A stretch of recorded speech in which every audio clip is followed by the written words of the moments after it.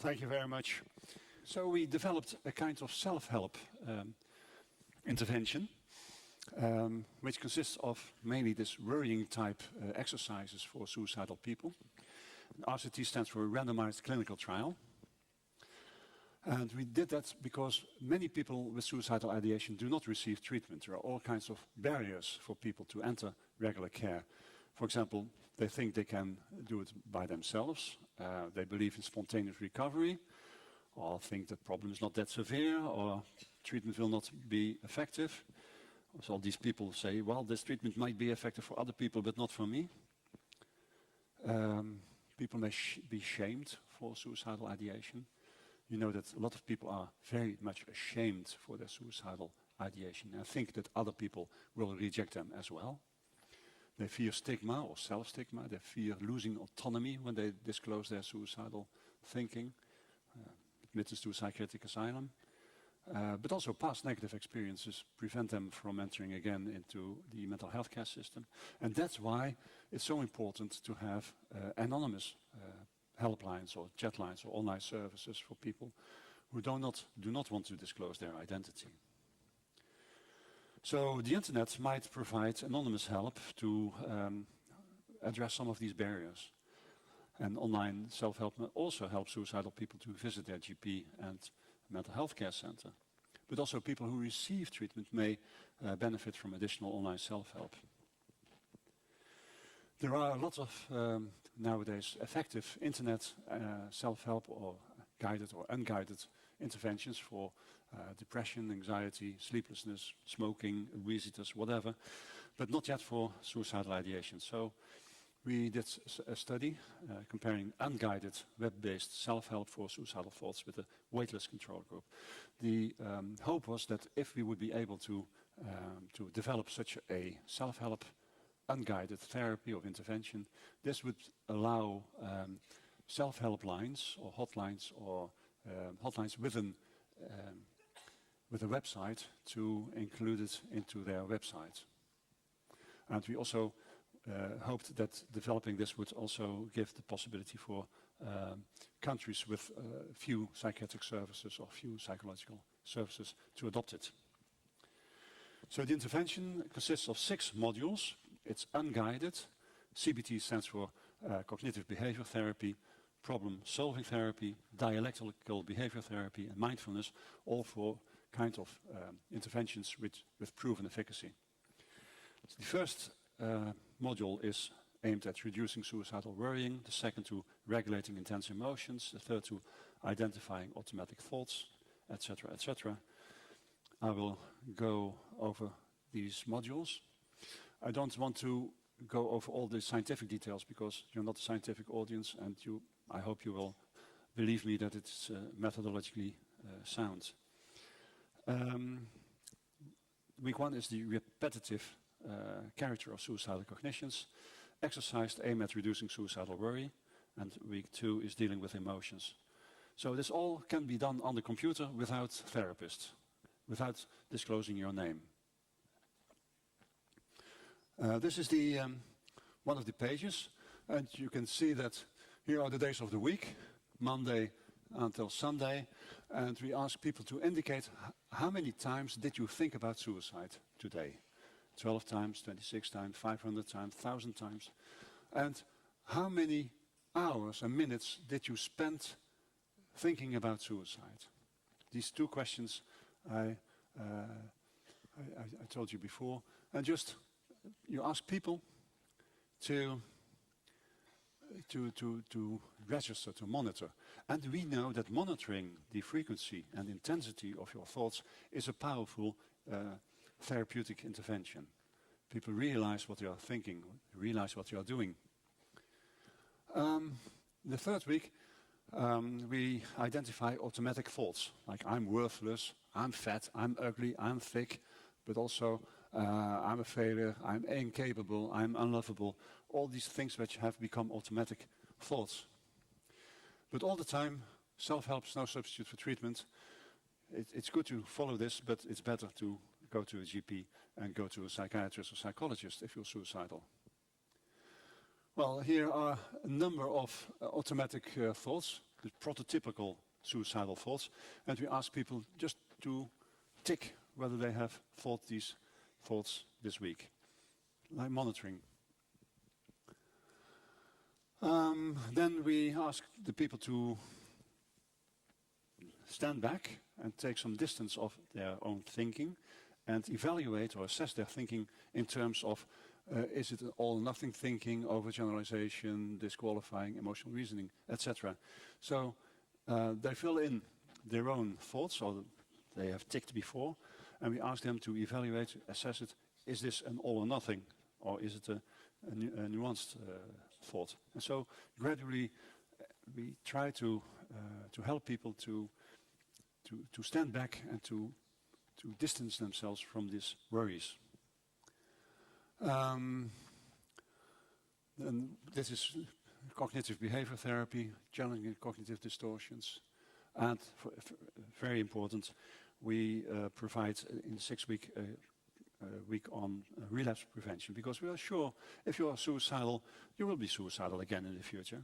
It will be repetitively, because it's a kind of herpes virus. You will be suicidal in any next disappointment or setback.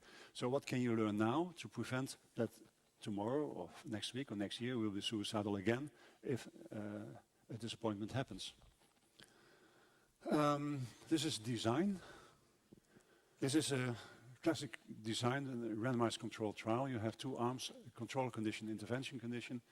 While the half of the people by chance are allotted to the intervention condition, the control group, who unfortunately may only start 6 weeks later, they do the same measurement instruments, and then you see whether there's a difference on the post-test. The sample size was 236, recruitment through newspapers, etc. And the exclusion criteria, I won't tell you anything about it. The waiting list condition, they had access to a website constructed for this study with warning signs, general information, advice to seek help, and explanation of study design. And so they were allowed to seek help, no problem. So the difference between the control group and the experimental group is this intervention.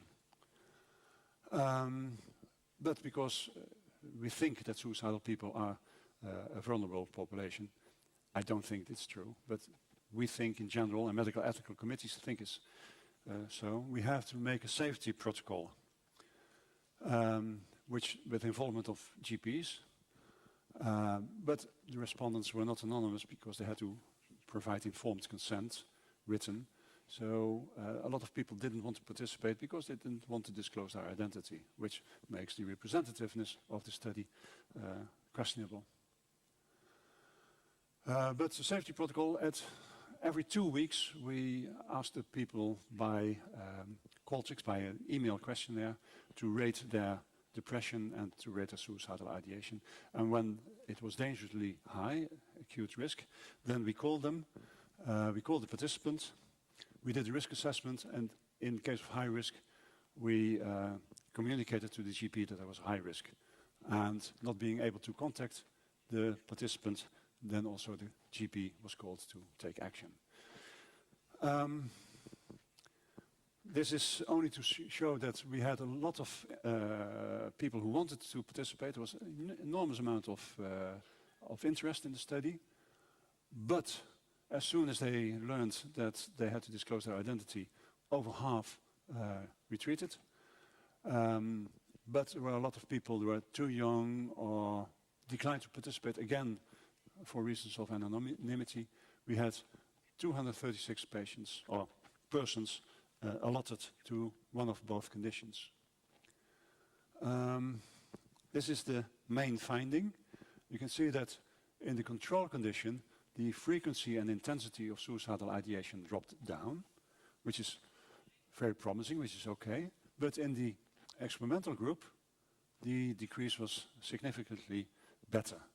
So this gives us the indication that people following this intervention improve more than in the control group.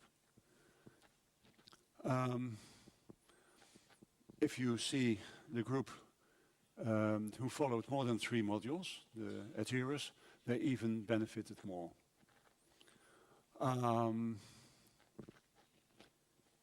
If you see the follow-up, you can see that this is not significant. That means that at post as a follow-up, they had the same measure, same scores, except for depression, which further decreased. This is proof that the effects were being retained. The use of safety protocol is interesting. We had to call 50 participants, more in the control condition than in the intervention group. We called the GP in 12 cases, more in the control group than in the intervention group. We had 11 self-reported attempted suicides in the study, 7 in the control group, 3 in the intervention group, and we had no suicides, happily enough.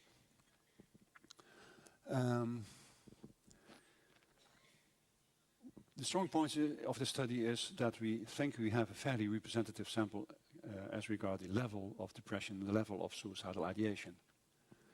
The conclusion is that there are significant reductions in suicidal thoughts in the intervention group compared with the control group.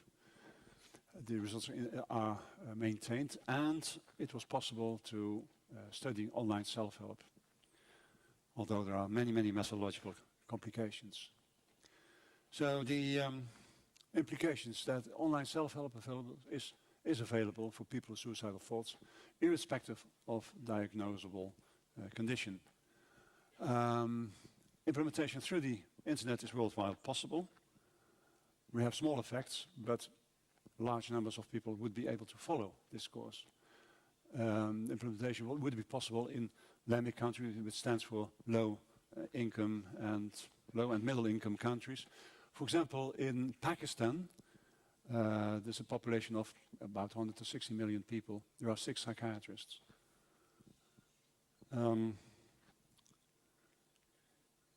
Of course, we prefer guided self-help. That would be, we think, better than unguided. But we tried to demonstrate the effect of unguided, hoping that the effect of guided therapy would be better than unguided therapy. And we are happy to announce that in Australia, the website has been translated into English and will be put into operation soon by the Black Dog Institute of Australia.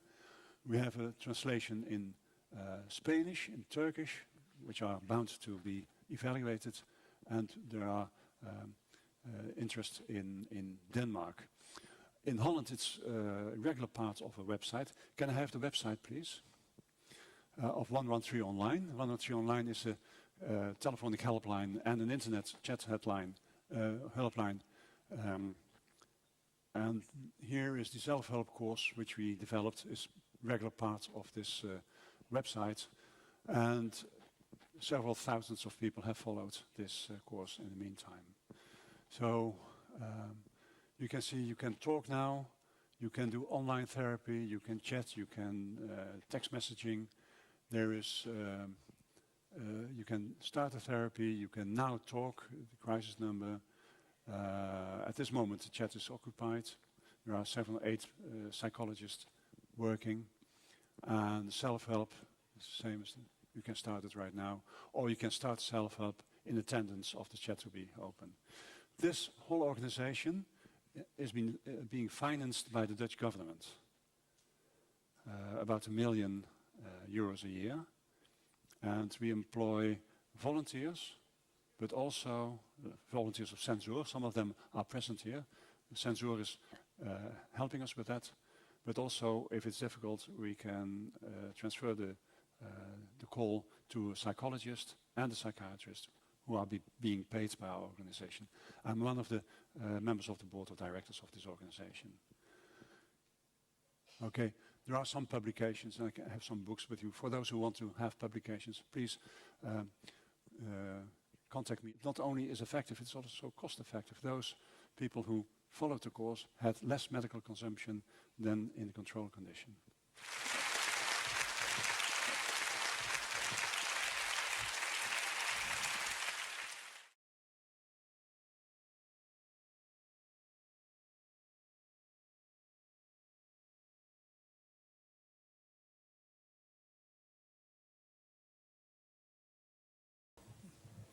A big applause.